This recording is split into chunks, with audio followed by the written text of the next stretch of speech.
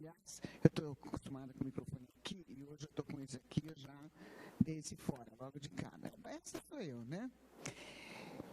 Eu vou receber hoje aqui no nosso programa para falar sobre códigos de crop circles, que são imagens gigantescas feitas nas plantações de trigo pelo Brasil por OVNIs.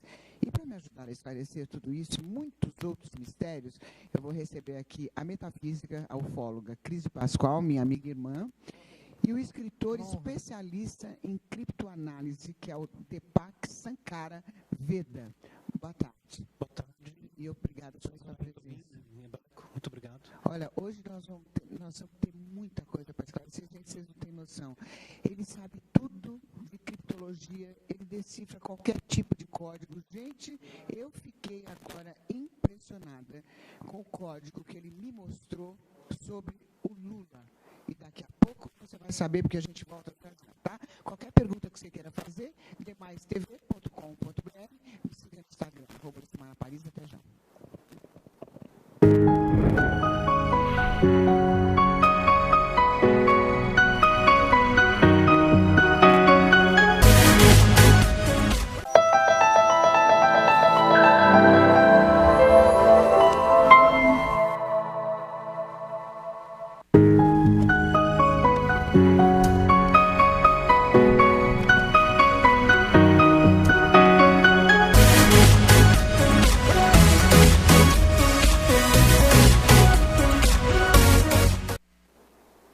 Estamos de volta aqui com o nosso querido Deepak Sankara, falando sobre essas imagens gigantescas que aparecem.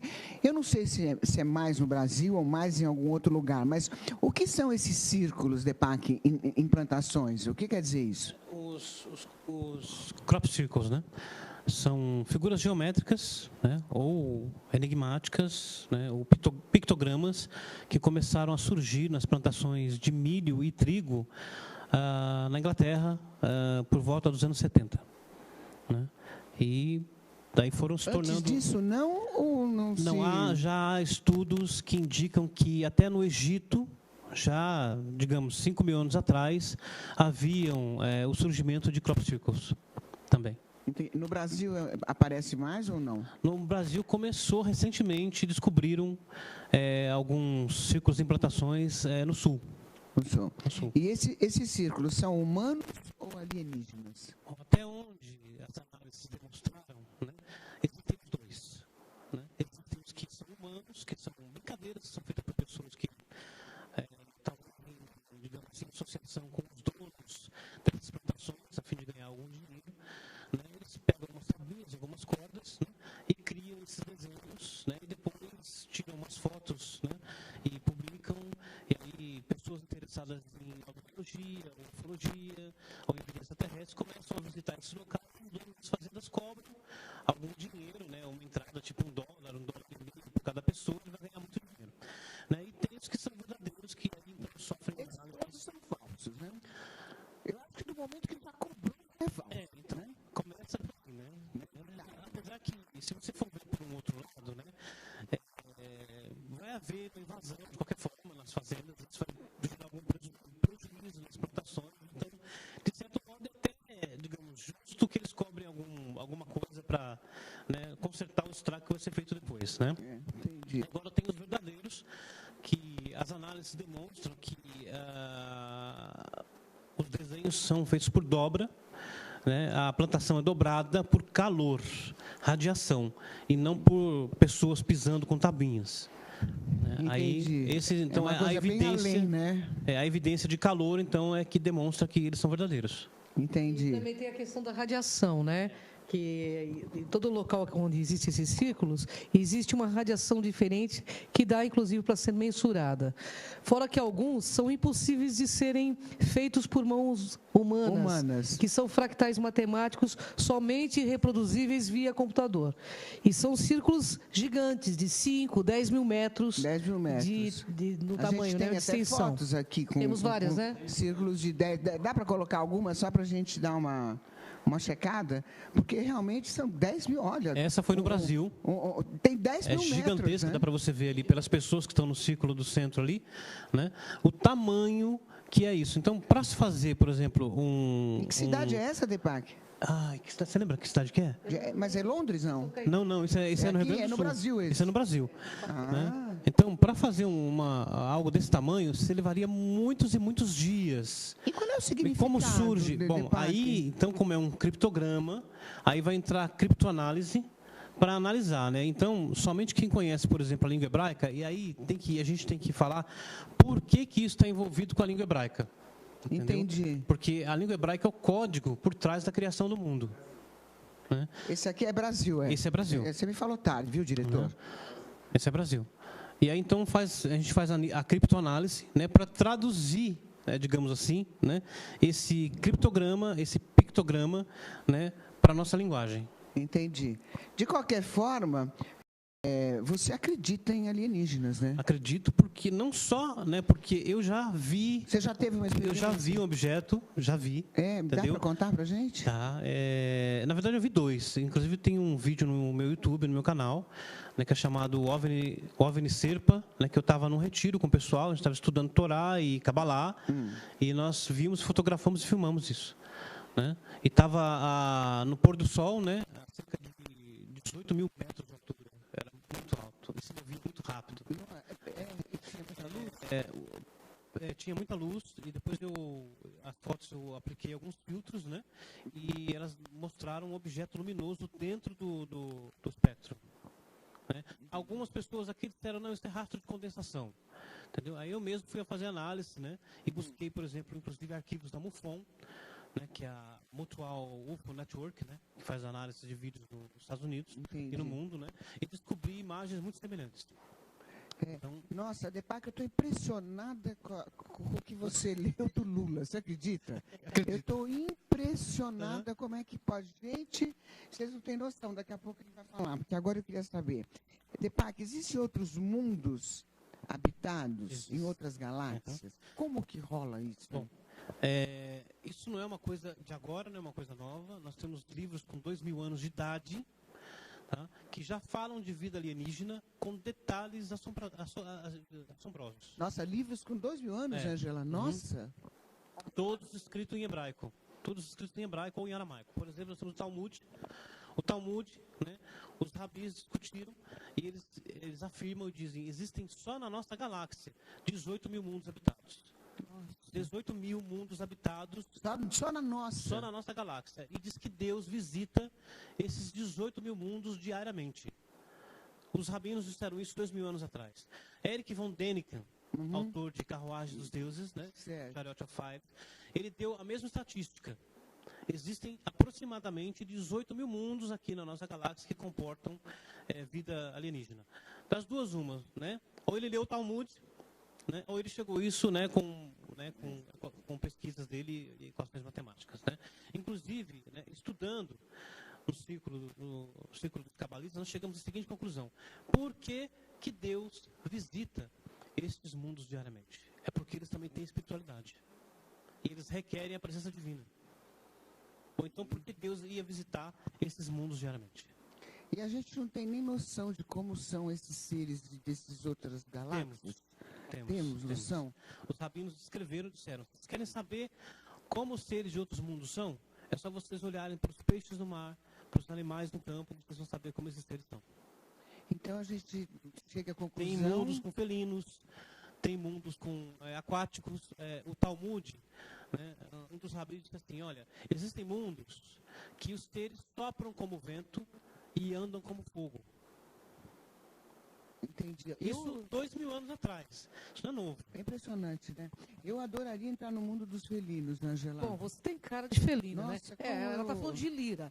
Lira, inclusive captado em transcomunicação instrumental, por Sônia Reinaldi, numa experiência que eu estive presente.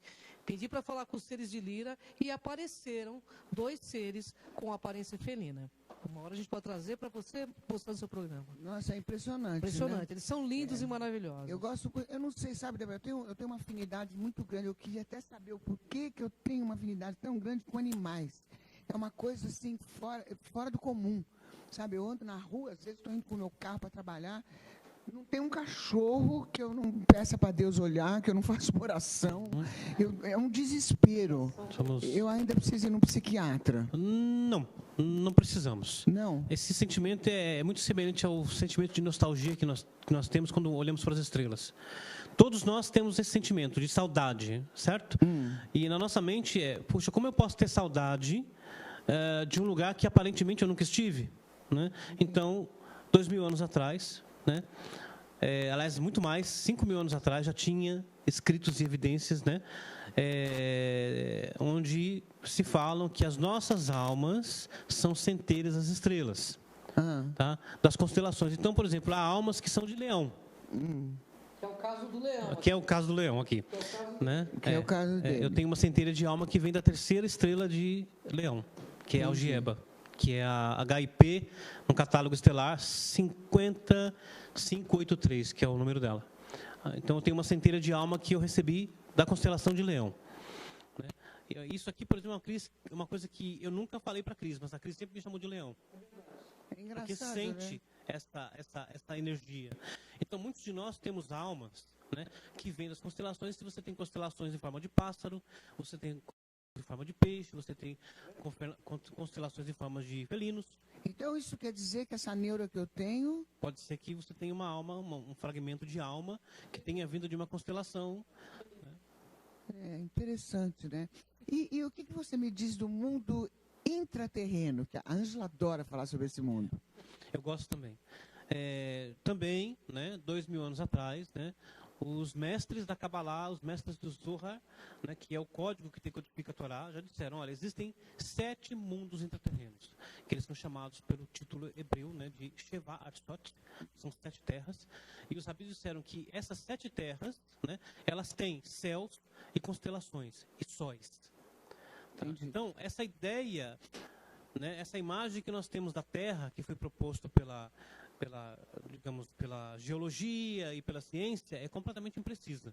E é verdade que nesse mundo intra, nós temos 7 mundos até chegar no Shambhala? Nós temos o 7º mundo, que é o Shambhala, né? É o Jardim do Éden. Explica um pouquinho. Quando nós viemos para cá, quando a humanidade veio para cá, ela foi colocada primeiro no Jardim do Éden intraterreno. Lá perto do centro da Terra, onde tem o Sol intraterreno, né? Foi lá que Adão, que é a humanidade, foi colocado. Depois nós fomos subindo por transmigração, ou seja, por reencarnação. Nós fomos subindo mundo a mundo até chegar na superfície. Entendi. E é verdade, eu estou perguntando coisas que eu leio, né? Estou curiosa, eu fico lendo. É verdade que nesse espaço existem figuras que vêm para esse plano físico e outras que só ficam lá? É verdade. Existe um dos mundos aqui abaixo que é chamado Arca. Esse mundo, pelo nome hebreu Arca. O Zohar diz que os governadores desse mundo têm 2 cabeças. E o que é arca mesmo? Arca é a palavra hebraica para terra. Mas não é terra Aretz, que é a superfície nossa aqui. Entendi. Nosso mundo chama Tevel. Tá? E a superfície recebe o nome de Aretz, em hebraico. Essa terra intraterrena, né, que foi onde Caim procriou os descendentes dele. Foi intra. Um dos filhos de Caim, que é esse ser que tem 2 cabeças, né, que são chamados pelo título de Afrira e Kestimon, que são os 2 nomes deles. Entendi. E existem provas, né? Existem da evidências existência e provas, desses e tem os mundos. códigos que E provam código que é com aquilo, você, né? que provam que aquilo que os rabinos disseram é verdadeiro. Entendi. Então, existem mundos aqui de baixo que os seres são pequenos, têm cabeça grande e não tem nariz. Que seres são esses? São os Grey. Né? Então. E o Jonas foi mesmo engolido por um peixe? Não era um peixe, era uma máquina da Atlântida. Como que era essa máquina? Essa máquina, Tá de acordo com os mestres disseram 2000 anos atrás, né? Quando Jonas foi levado para dentro dela ele viu uma pedra enorme que brilhava e iluminava o peixe inteirinho, e através dos olhos do peixe, isso está escrito, não é invenção minha, tá? Ele viu todos os mistérios do fundo do mar. Nossa, que louco. Então ele entrou para dentro de uma máquina, né, que veio da Atlântida, porque a Atlântida existe e é uma cidade submarina, e existem outras histórias. Então, vamos Tá? falar um pouquinho sobre a Atlântida, que eu ia perguntar exatamente isso também, sobre a Atlântida. Tem que uma é tão história, por misteriosa. exemplo, além de Jonas, né, dessa história de Jonas, e essa pedra que Jonas viu era algum tipo de reator, né, que iluminava o barco inteiro, né, e iluminava também o fundo do mar, porque ele viu os mistérios do fundo do mar. Né. Existe uma outra história de um rabino chamado Nehorai. Esse rabino, ele não acreditava na Cabala. Ele via os mestres estudando a Cabalá nos círculos, né, dos cabalistas, e ele não acreditava. Um dia ele foi fazer uma viagem e, por algum motivo milagroso, né, o barco afundou e todos morreram, menos ele. E por outro motivo ele foi levado para o fundo do mar, e lá ele encontrou uma cidade no fundo do mar, e seres diminutos Nossa, que louco. que louvavam o Criador na língua deles, que ele não entendeu. Dentro do mar. Dentro do mar. E depois ele foi devolvido por um outro milagre à superfície. Ou seja, ele foi levado por uma máquina. Entendi. Né? E essa máquina levou ele até a cidade e depois trouxe de volta. Depois que ele voltou, né, toda vez que eles estavam estudando os E mistérios da essa Torá... máquina? Pois é, né? É uma coisa semelhante ao Nautilus do Capitão Nemo. Que foi da onde, inclusive, o Jules Verne tirou essas histórias. Viagem ao centro da Terra, 20 mil léguas submarina, que eu li tudo quando era criança. Entendeu? Tudo tem um a viagem do homem né? à Lua, saiu tudo da literatura da Cabala. Entendi.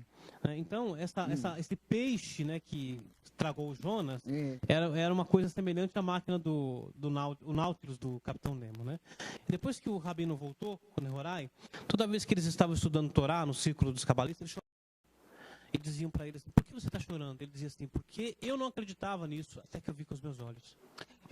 Desculpa, Depac, essa história tem a ver com o Triângulo das Bermudas? O Triângulo das Bermudas tem a ver com isso também, e com um monstro mítico falado no livro de Jó, que é o Leviatã. Fala um pouquinho Então, do o Leviatã Triângulo. é que engole os navios, as embarcações, é o Leviatã. Tá? Que é, então, é como se fosse Engole aí. é como se fosse uma serpente. Na verdade, o Leviatã é um portal. É um portal. É um Então, portal. aí eu quero dizer isso, né, Angela? Aí eles partem para uma continuação de uma vida ou eles Ou são vão para outros destruídos? universos. Ou para mundos interterrenos, É. como foi Jonas, como foi o Rabino Nehorai. E assim, Né? nunca nenhum voltou para contar. Nenhum voltou para contar. Nenhuma pessoa voltou para contar, mas foi encontrado no deserto do México há pouco tempo 12 aviões da Segunda Guerra Mundial, e eles estavam exatamente igual àquela época da guerra, que foi 1940, 1946, até 45. Eles estavam impecáveis, Lu. Os aviões foram encontrados no Novo México, inclusive a sociedade científica não tem uma explicação lógica. Então eles devolveram os aviões, mas as pessoas continuam lá. Pegando carona nessa que você está falando, né? Acho que todos assistiram Contatos Imediatos do Terceiro Grau, do Steven Spielberg. Né? É. A montanha com os OVNIs e tudo. Pouca gente sabe que o Steven Spielberg ele se inspirou na literatura da Kabbalah, no Talmud, e num verso do livro dos Salmos. Tem um verso no livro dos Salmos que diz que quando Deus desceu no Monte Sinai para entregar a Torá, porque a Torá é um instrumento extramundo, ela veio de fora desse mundo, né? Milhares de carruagens celestes desceram no monte junto com o sagrado.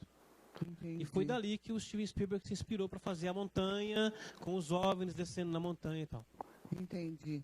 Nossa, esse avião que nunca mais ninguém encontrou nada, que foi da Malásia. Uhum. Esse aí também pode ter embarcado numa dessas? Eles encontraram algumas partes dele recentemente, mas isso não quer dizer que ele tenha, por exemplo, sofrido um acidente ou ter caído ou coisa parecida. O mais misterioso disso tudo é que, por exemplo, se tivesse sido um atentado, por exemplo, de terrorismo, qualquer grupo terrorista teria assumido, mas ninguém assumiu a questão. E esses pedaços, será que são dele mesmo? Eu acho muito Até, estranho. segundo as análises, é possível que tenham sido do MH370. Porque foi uma coisa, assim, muito impressionante, né?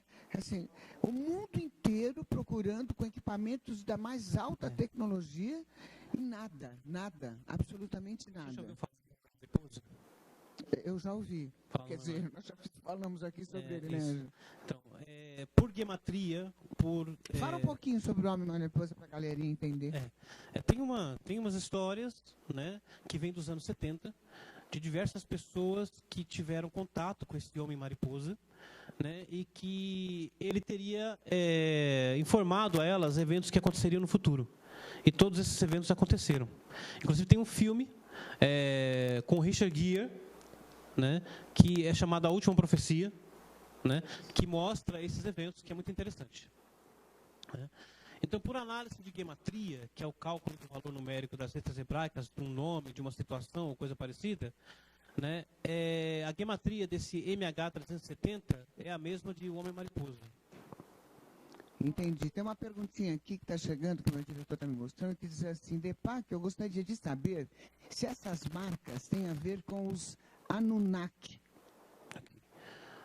É um tipo de divindade, é isso mesmo, Deepak? Uhum. Na verdade, sim, né? A mitologia que se sabe, que foi proposta pelo autor Zecharia Sitchin, né? Que era também um escritor judeu, né? Essa é a marca, né, galerinha? Nós não sabemos se essa especificamente tem a ver com Anunnakis, né? O que se sabe é que está ligado com Sekhmet, a deusa do sol, né? Como é que é? Inclusive, ali é o portal de Lira, né? Pelo que nós analisamos metafisicamente, aquela figura do felino. Essa não é do Brasil, é da Inglaterra. Essa que é na Inglaterra. Há 4 meses, há 2 meses atrás, aliás, apareceu essa lá, muito comentada, inclusive nos círculos ingleses, mas tem a ver com o Sekhmet, e ali é o buraco branco de Lira, onde se encontram seres com essa configuração. E esse bichinho é um felino? É um felino. É um felino. É um felino. Vamos ver uma outra foto também? Essa não, essa daí é de Shibbolton, né, do ano 2001. Essa ali tem, essa aqui tem o código de DNA ali, né, aqui à nossa esquerda, que foi uma resposta à mensagem de Arecibo enviada pelo Carl Sagan nos anos 70. Não sei se trouxe maior que não isso. Tem maior? Né? Olha essa aí, que espetáculo. Essa apareceu numa localidade vizinha a Shibbolton também, algumas semanas depois daquele evento ali. DNA. E essa tem uma mensagem interessantíssima. E qual é a mensagem? Porque Bom, aquilo tudo é um cripto, tudo aquilo, não? É tudo criptologia. Olha, que louco. É tudo pictogramas. Aconteceu o seguinte, ocorreu a uma pessoa que eu não lembro o nome agora, que esse prato, na verdade, era um CD. Um disco. Entendi. E que esses pontinhos eram, na verdade, a linguagem binária. Ele pegou, contou os espaçamentos todos e traduziu isso para o binário e descobriu uma mensagem aí dentro. Entendi. E a foto? A foto? A foto é de um ser, né, extraterrestre. E, de fato, a mensagem, inclusive eu tenho aqui, está escrito no livro ali, né, que a gente pode ler. A maioria dos seres que a gente vê, extraterrestres, tem mais ou menos essa fisionomia, Sim. né? Uhum. E aqueles bonitos, loiro, alto, de 2 metros, de onde eles são? Eu acho que isso aí, na verdade, é a imaginação do pessoal. Será? A Ângela diz que não, Ângela. Essa é a minha opinião, né? É a minha opinião, mas a minha opinião pode não estar certa. Hein, Ângela? Onde eles estão? Os altos...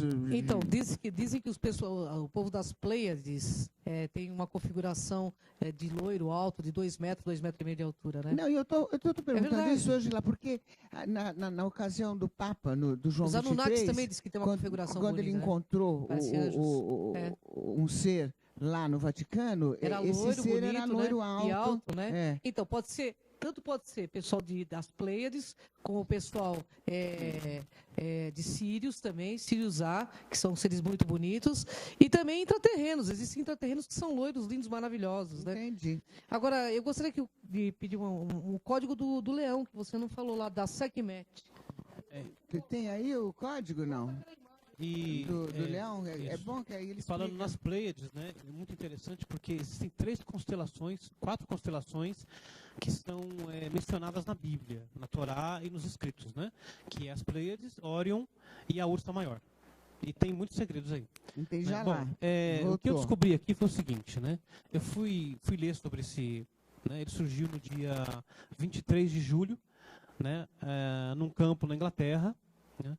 E eu fui me informar, né, para ver se tinha alguma coisa sobre isso. O que eu descobri, né, alguém escreveu que isso estaria anunciando a abertura de um portal, né, de Sekhmet, no dia 8 de agosto. Tá? Bom, é muito interessante porque, né, no dia 8 de agosto, vai cair no calendário hebreu no 5º dia do 5º mês, que é o mês de Leão. Tá? Bom, olha que interessante. Então, É o seu, né? que está anunciando a abertura de um portal, né, no 5º dia do mês de Leão. E é muito interessante porque nesse dia nós temos uma janela espiritual aberta pela alma de um grande tzadik, de um grande mestre da Kabbalah do passado, que ele era chamado de o Leão Sagrado. Tá? E ele faz aniversário de ocultamento neste dia. E esse rabino, ele nasceu no Egito, da onde, né, vem a deusa Sekhmet. Então, por essa análise, eu acredito que realmente esse código possa ser verdadeiro. Entendeu? Mas, Deepak, eu continuo, galera do bem, eu continuo impressionada com o código que ele decifrou sobre o Lula. Não, vocês vão saber daqui a pouquinho. Gente, eu não me conformo. Vamos para o intervalo, a gente já volta. Fala sério.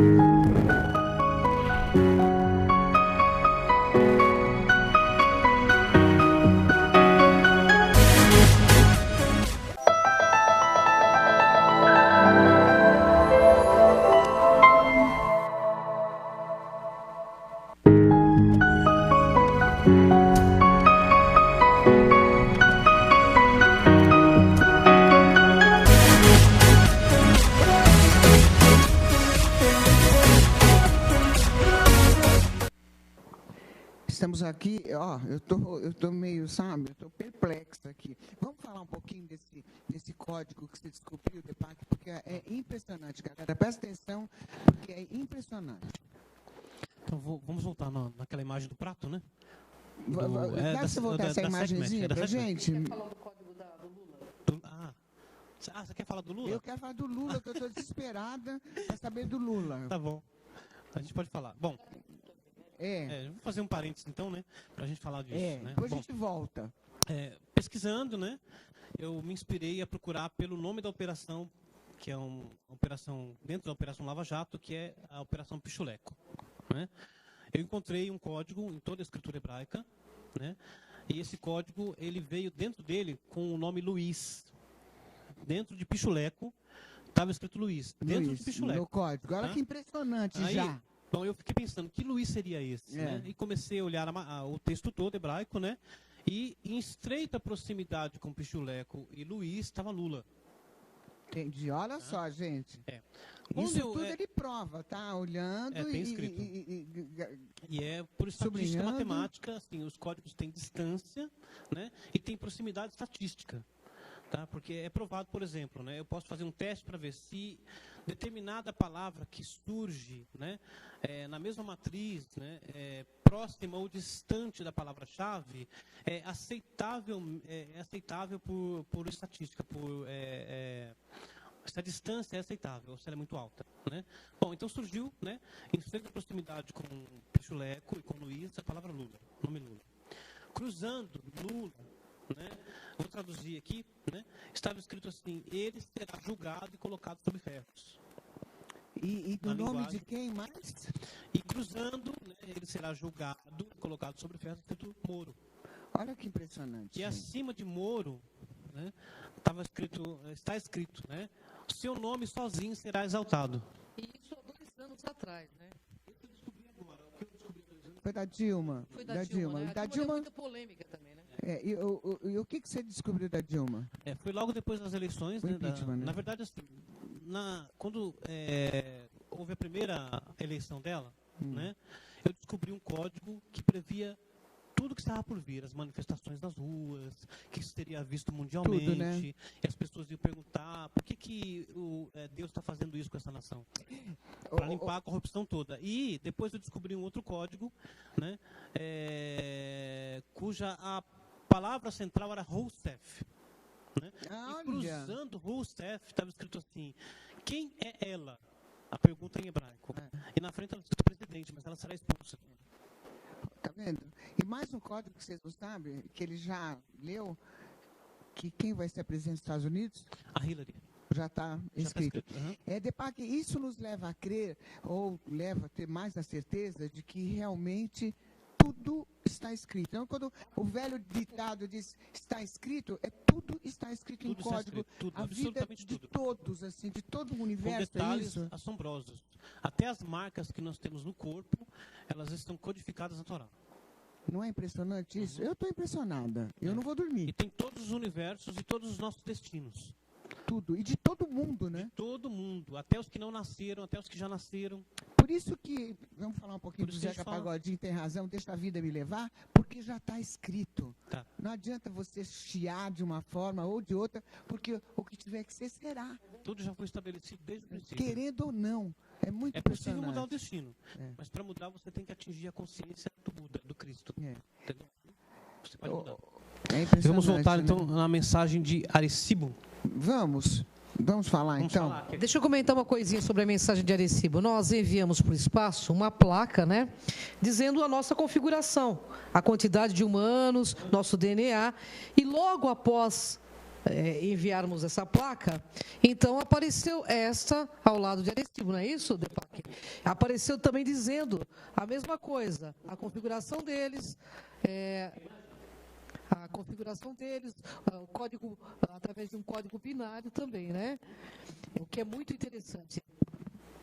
Esse é um vídeo.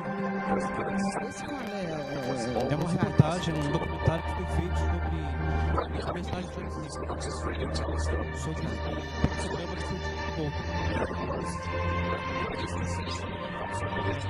E a carinha do ET, né?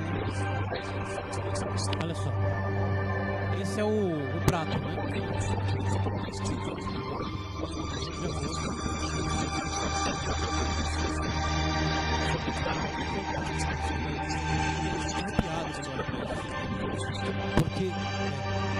Porque esses pontos tinham uma distância exata entre eles.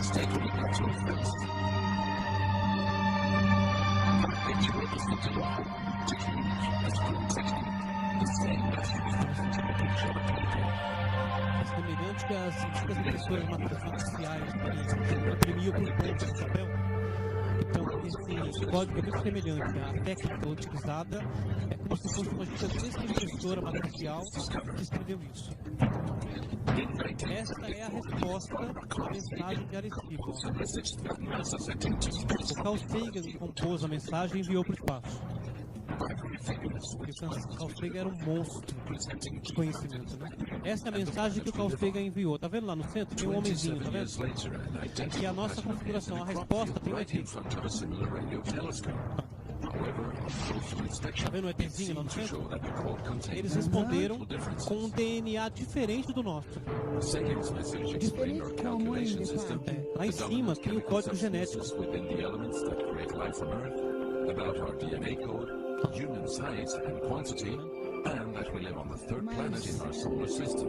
And lastly, a sketch of our radio telescope. Embaixo tem a nave que foi, que era a Voyager, né? A configuração. The message received described the same A calculations, resposta, o código but é that diferente, tá silicon is vendo? most dominant in life forms in contrast to carbon. The drawing also clearly shows a O humanoid ETzinho, tá figure vendo? with large E a head in nave é relation to its diferente, body. olha só, embaixo. It's also explained that they have an extra string in their DNA, or approximately Ninguém 4 feet tall. ainda surgiu com qualquer evidência de que este código seja falso. And have a population of around 21.3 billion. Tá? Olha lá. Então, mas parece, eu li sobre isso, que 99% é certo de que o nosso DNA é deles. O nosso DNA é alienígena porque nós fomos feitos por criaturas que foram nomeadas pelo Sagrado para construir a humanidade à imagem do Adão celestial. E os livros antigos, como o Zohar, como o Talmud, dizem que quando Adão foi criado, Deus chamou os seus geneticistas, digamos assim, vou usar essa palavra, os seus engenheiros genéticos, e disse assim, olha, eu quero criar Adão. Né? O primeiro grupo discordou, aí disse que Deus os eliminou. Estendeu o dedo e eles desapareceram. Aí veio um segundo grupo e se opuseram também e disseram assim, mas o senhor sabe que ele vai pecar se eu criá-lo, né? Ele vai cometer um pecado. Então diz que Deus pegou esse grupo e disse assim, e se fosse vocês lá na Terra, no lugar deles, vocês resistiriam à má inclinação? Eles disseram, sim. Aí diz que Deus os derrubou. Então é por isso que está escrito na Bíblia. E os Nefilim, os anjos, né, estavam na terra naqueles dias e também depois, né, e eles se casaram com as filhas de Adão e produziram um DNA misto. Entendi. Tá? Entendi. Com esse casamento. Entendi. É bem louco. Só que o nosso DNA ainda é superior a esse DNA misto que foi produzido com esse casamento. Entendi. Tá? O pessoal que estuda o Anunnaki, eles acreditam que nós somos fruto dos Anunnaki, mas nós somos frutos, na verdade, de seres que são mais elevados que os Anunnaki. Agora, todos esses sinais que a gente vê, essas imagens, inclusive, são mensagens para a gente. O que eles querem passar? Por exemplo, nesse caso do crop de Bolton, né?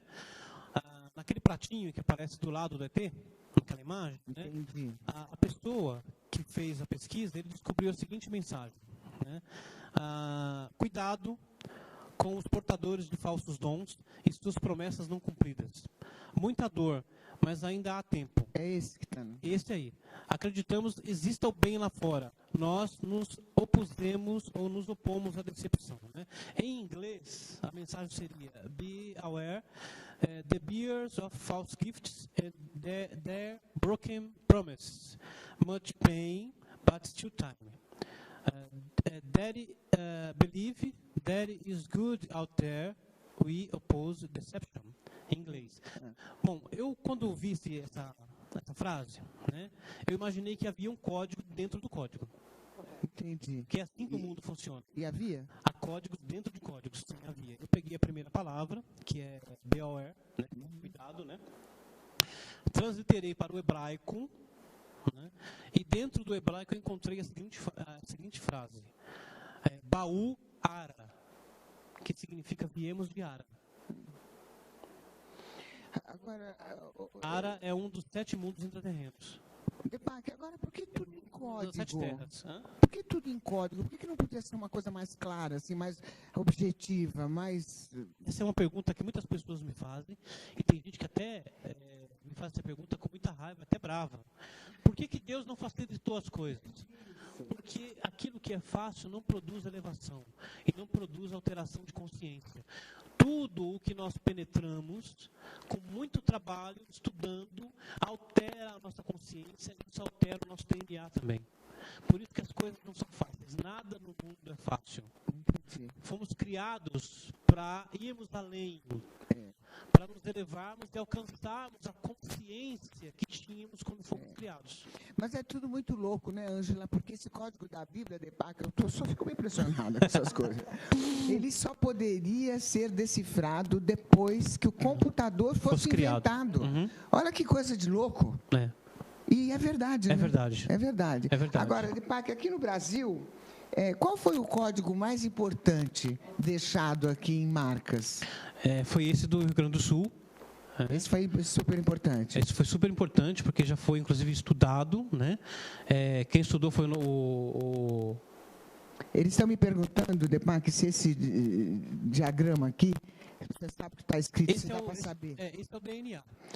Né? Então, à esquerda, em branco, né, nós temos a mensagem de Arecibo, que foi criada e enviada pela Voyager, né, pelo Carl Sagan.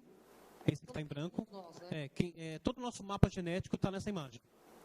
E o da direita, né, da minha direita, né, é a resposta, né, à mensagem de Arecibo. E lá no centro, em vez de ter o homenzinho, tem o ET. Entendi. Tá? E embaixo tem a nave do ET. Né? Diferente da nossa. Então, essa aí é a mensagem de Arecibo. Explicadíssimo, então. O nosso, né, para falar desse código, eu tenho que contar uma historinha interessante aqui. Dá para colocar a imagem dos códigos do Sul? Aquele que parece um pezinho. Vai pondo aí que a gente já te fala. Vai falando que a gente vai... Tem um evento que está escrito no Zohar há 2000 anos atrás. 2 rabinos estavam viajando e eles estavam cansados e com fome e eles resolveram parar para descansar. E eles pararam diante de uma rocha e nessa rocha havia uma fenda pararam, sentaram diante dessa fenda na rocha. Né? Eles estavam conversando, né, e comendo, quando de repente surgiu um homem diante deles. Nossa, do nada. Do nada, ele não saiu pela fenda. O texto do Zohar em aramaico não diz que ele saiu pela fenda, ele apareceu diante deles, como se ele fosse teleportado ou teletransportado. E quando eles viram, eles perguntaram: nossa, de onde você veio? Né? E o homem disse assim: eu vim de Arca, que é o nome de um dos 7 mundos intraterrenos. E os rabinos sabiam disso. Intraterrenos. Né? E os rabinos sabiam disso. Então eles disseram assim: mas tem gente lá? E o Senhor falou assim: sim, nós temos uma população que vive lá, mas é diferente das pessoas do seu mundo, porque eles são estranhos, eles não são como eu. Porque para vir aqui, ele assumiu a aparência do ser humano.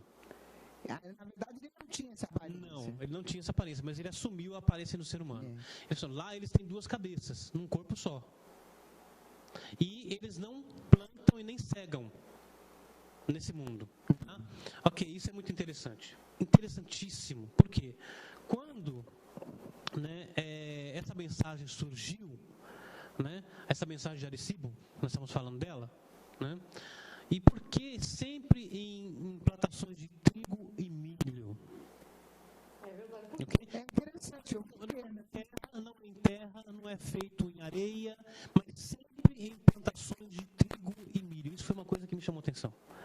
Okay? Então eu peguei, né, e traduzi para o hebraico, né, crop circles, né,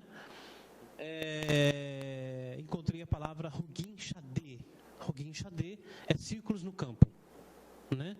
E dentro de Hugin Shadeh eu descobri uma mensagem, traduzida por gematria, né? O valor numérico do cálculo das letras hebraicas que formam Hugin Shadeh deu 376. E 376 era o mesmo valor em hebraico de Ezor Rodá Besod, que significa zona de mensagem secreta. Olha que interessante. Dentro disso, né? E a palavra Hugin, através de zona de mensagem secreta. Ezor Rodá Besod, em hebraico. E dentro da palavra Hugin, através da aplicação da criptofologia, né, e da permutação das letras, eu descobri a palavra Sefarim. Sefarim é livros em hebraico. O que são os círculos? São livros. Entendi. São mensagens como se fossem livros. Agora nós podemos ir então no pezinho. Cadê o pezinho? Cadê o pezinho? Cadê o pezinho, fofo? Né? Não é essa? Não é essa, vai passando. É o nosso crop circle aqui do Brasil. Vai passando. Enquanto isso, Deepak, tem alguém me perguntando, um internauta, qual a decodificação mais importante? Mais impressionante, eu diria. Nossa, é tão difícil falar sobre isso, porque tem tantas, né? Inclusive as nossas próprias, né? Tem uma outra que diz assim: esse tipo de mensagem, o que quer dizer? Tipo, prevendo invasão. A do Cibolton, não. Ele está dizendo assim, que existem, né, entre os seres que nos visitam, aqueles que estão brincando conosco, né, que estão querendo nos enganar, que estão querendo nos dar uma falsa direção. Tá? E o Zohar fala disso, não é essa, é do pezinho. Não é essa, é do pezinho. Cadê o pezinho? Essa! Aí, pronto. Muito bem. Nossa, aqui também para entender que isso é um pezinho. Mas é um pé. Bom, vamos contar comigo aqui. Quantos círculos tem ali dos círculos que são menores? 4. 4 ou Fora e um 5? dentro. São 5. 5 círculos dentro de 2 círculos, certo? Certo. O que são 5 círculos? Bom, em hebraico, né, a palavra Hugin, círculos, né?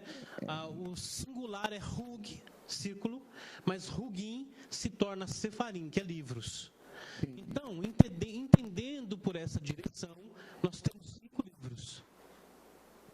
1, 2, 3, 4, 5. 5 livros. A Torá tem quantos livros? 5 livros. 5 livros. A Torá. A Torá tem 5 livros. Nossa. Então, esses seres que escreveram isso daqui estão passando uma mensagem para nós sobre os códigos da Torá. Eles queriam que a gente soubesse. Eles querem que eles saibam que, por exemplo, esse ser que eu estava falando, que conversou com os rabinos, no final da conversa ele disse assim: eu vim aqui para aprender com vocês. humilde. Esses alienígenas intraterrenos e extraterrenos já estudaram Torá com os rabinos. Depac, você vai ter que voltar muitas vezes, que nós temos muito o que falar. Infelizmente, nós estamos chegando no final, né, Angela? Meu Deus do céu, mas nós vamos... e peraí, deixa eu falar dos livros. Olha, os arquivos, a verdade está aqui. Arquivo X. Do Depac. Os próprios círculos estão nesse livro. Tá, nesse aqui, né? Vamos ver se ele mostra aqui pra gente. O que está aqui dentro? A mensagem dos próprios círculos está dentro desse livro. Isso. E tem outras também. O Triângulo das Bermudas. Está tudo aqui, Triângulo da Bermuda também está tudo aqui. Ai, que bom. Não, tem esse aqui. Esse é meu livro de poesias, que eu sou poeta também. Olha aqui. Esotérica. Esotérica também é dele. Poesias que fazem exaltação ao feminino, sagrado feminino. As inscrições na tua pele, as tuas tatuagens místicas. Pode ler se quiser. Eu estou muito lendo bonito aqui. essa poesia. Ensina a ler os teus mistérios. Desejo as letras ígneas que emergem dos teus lábios, as canções angélicas que entoam os sábios.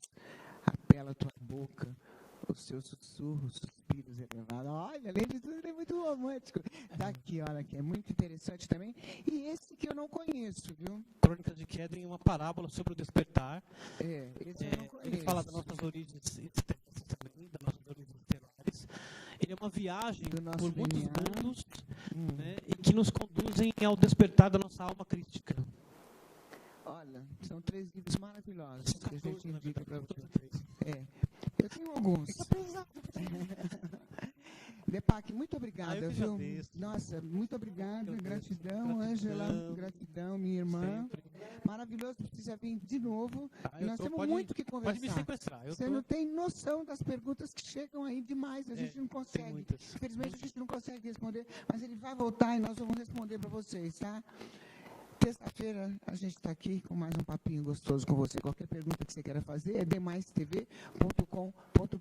Me siga no Instagram, @LucianaParisi. Terça-feira às 13 horas, ao vivo. Beijão.